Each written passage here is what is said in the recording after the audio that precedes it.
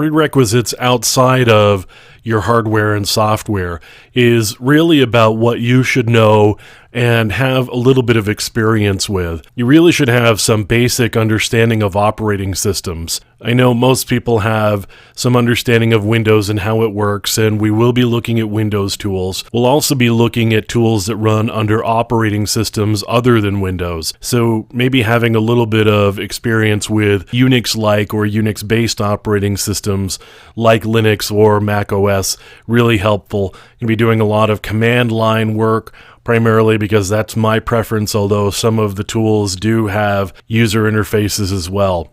A basic understanding of networks and how networking works.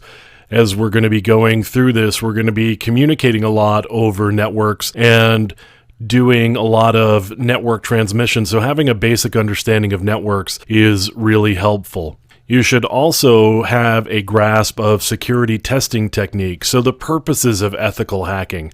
The purposes of ethical hacking are to do testing against an operating system or a network that you have been asked or requested to test, and you have permission to test by the owners of those systems and networks.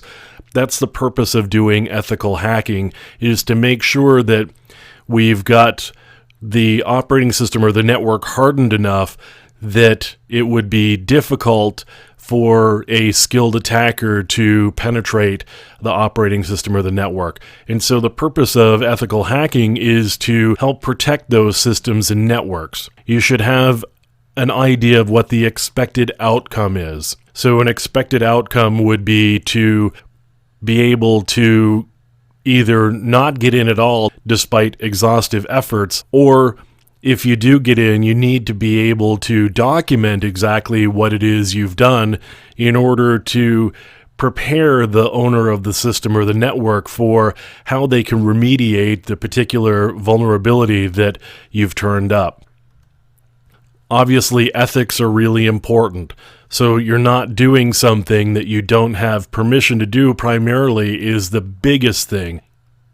Doing something that you don't have permission to do and testing networks that you don't have permission to test is frankly just illegal. So something you want to stay away from is not playing around with systems and with networks that you don't have explicit permission to do some testing on. So that's really important, and that's a big part of doing ethical hacking is just simply being ethical.